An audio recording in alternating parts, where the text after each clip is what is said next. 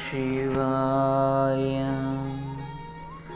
కార్తీక పౌర్ణమి రోజున కోడెదూడను ఆబోతుగా వదలడం.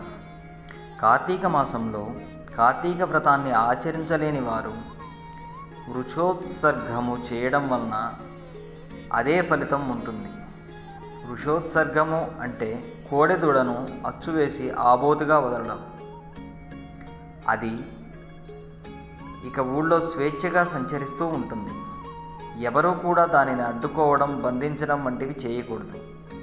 కార్తీక పౌర్ణమి రోజున వృషోత్సర్గము చేయడం వలన అనేక పాపాలు నశిస్తాయి. అంతేకాదు, గయాక్షేత్రంలో పితృదేవతలకు 1,000,000 సార్లు శ్రాద్ధాన్ని నిర్వహించిన ఫలితం కలుగుతుంది.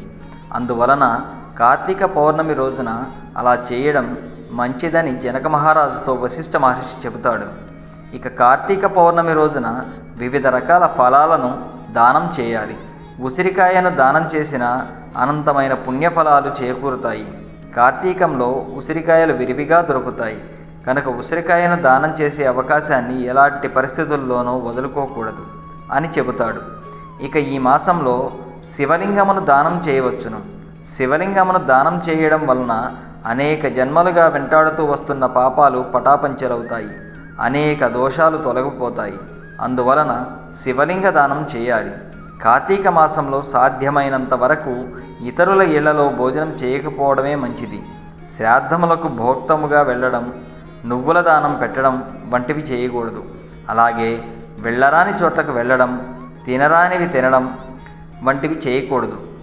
ఆచారం పాటించని వారి ఇంట అపరిశుభ్రంగా ఉన్నటువంటి చోట ఆహారం తీసుకొనకూడదు. ఇక ఏకాదశి రోజున 2 పూటలా భోజనం చేయకూడదు.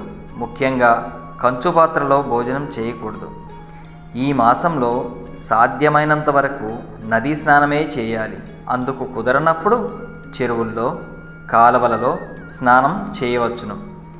ఆవిలు కూడా లేనప్పుడు బావి నీటిని గంగతీర్థంగా భావించి స్నానం చేయవలసి ఉంటుంది. ఆరోగ్యవంతులు చన్నీటి స్నానం చేయవలసి ఉంటుంది. అలాంటి వారి వేడి నీటితో స్నానం చేయడం వలన కళ్ళుతో స్నానం చేసినట్టుగా అవుతుంది. ఉదయం వేళలోనూ సాయంత్రం వేళలోనూ దైవారాధన మరవకూడదు. పగటి నిద్రకు దూరంగా ఉంటూ శివకేశవులను ఆరాధించాలి. కార్తీక శుద్ధ చతుర్దశి రోజున బ్రాహ్మణులకు భోజనం పెట్టడం వలన పితృదేవతలు సంతృప్తి చెందుతారు. కార్తీక మాసంలో ఈ విధి విధానాలు పాటించడం వలన సమస్త పాపాలు ధ్వంసమవుతాయి, ఉత్తమ గతులు కలుగుతాయి అని వశిష్ఠుడు జనక మహారాజుకు చెబుతాడు. 14వ రోజు సమాప్తం.